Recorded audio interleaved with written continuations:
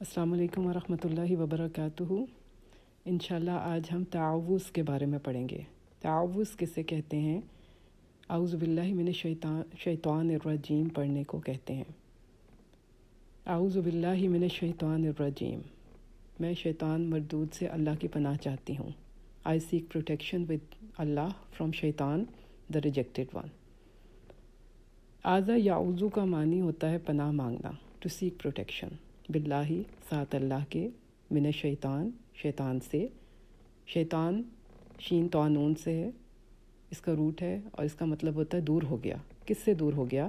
حق سے دور ہو گیا، اللہ کی رحمت سے دور ہو گیا۔ الرجیم رجم سے ہے، جس کا معنی ہے پتھر مارنا۔ یہ لفظ دھتکارنے کے معنی میں بھی آتا ہے۔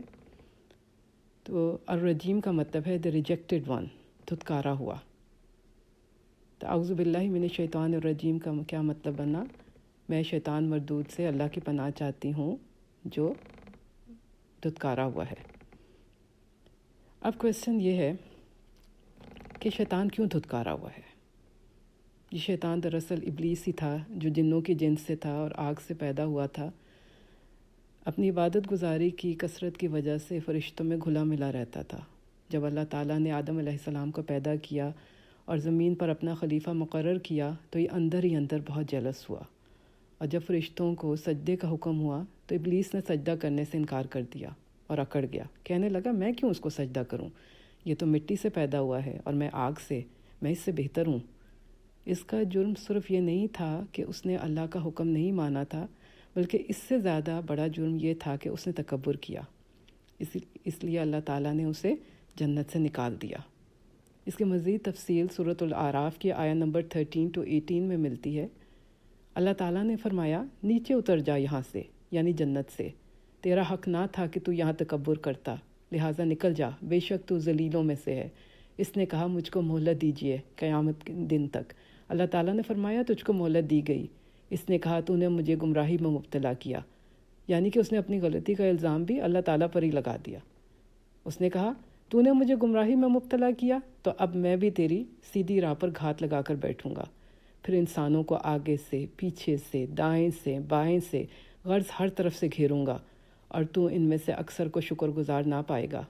اللہ تعالیٰ نے فرمایا یہاں سے نکل جا، جو شخص ان میں سے تیرا کہنا مانے گا میں ضرور تم سب کو جہنم سے بھر دوں گا۔ اس لیے احادیث میں شیطان کے حملوں سے بچنے کے لیے پناہ مانگنے کی بہت تاکید آئی ہے۔ نبی کریم صلی اللہ علیہ وآلہ وسلم نے فرمایا کہ شیطان انسان کی رگوں میں خون کی مانند دوڑتا ہے، اس لیے اس سے بچنا چاہیے۔ قرآن کریم کی تلاوت شروع کرنے سے پہلے اعوذ باللہ من الشیطان الرجیم ضرور پڑھ لینا چاہیے، کیونکہ اللہ تعالیٰ نے سورۃ النحل آیا 98 میں فرمایا فَإِذَا قَرَأْتَ الْقُرْآنَ فَاسْتَعِذْ بِاللَّهِ مِنَ الشَّيْطَانِ الرَّجِيمِ، جب آپ قرآن پڑھنے لگیں تو شیطان مردود سے اللہ کی پناہ طلب کیجیے۔ اور یہ تو ظاہر ہے کہ پناہ کسی نقصان دینے والی چیز یا دشمن سے ہی چاہیے ہوتی ہے، اور ایسی ہستی سے پناہ طلب کی جاتی ہے جو دشمن سے زیادہ طاقتور ہو۔ اور شیطان تو بہت ہی اسٹرانگ اینیمی ہے، بہت قوی دشمن ہے، غیر محسوس طریقے پر انسان پر اثر انداز ہوتا ہے، دلوں میں وسوسے ڈالتا ہے۔ تعوذ پڑھنے سے انسان قرآن کی تلاوت کے دوران ادھر ادھر کے خیالات سے بچ جاتا ہے اور قرآن سے ہدایت حاصل کرتا ہے۔ یہ وہ دعا ہے جو اللہ تعالیٰ نے خود اپنے بندوں کو سکھائی ہے اور پڑھنے کا حکم دیا ہے۔ حضرت عثمان بن ابی العاص رضی اللہ عنہ روایت کرتے ہیں کہ وہ نبی کریم صلی اللہ علیہ وآلہ وسلم کے پاس آئے اور کہا یا رسول اللہ، شیطان میری نماز اور قرأت قرآن کے درمیان حائل ہو جاتا ہے اور اس میں میرے لیے شبہ ڈالتا ہے۔ رسول اکرم صلی اللہ علیہ وآلہ وسلم نے فرمایا وہ شیطان ہے جس کا نام خنزب ہے، جب تم اس کی موجودگی کو محسوس کرو تو اس سے اللہ کی پناہ مانگو اور 3 مرتبہ اپنے بائیں طرف تھتکارو۔ صحابی کہتے ہیں کہ میں نے ایسا ہی کیا تو اللہ تعالیٰ نے اسے مجھ سے دور کر دیا۔ اسے صحیح مسلم نے روایت کیا ہے۔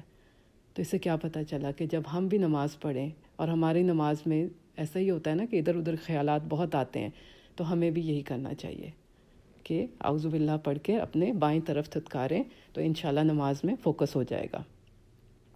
قرآن میں کئی انبیاء کا ذکر ہے جنہوں نے مختلف انداز میں اعوذ باللہ پڑھی۔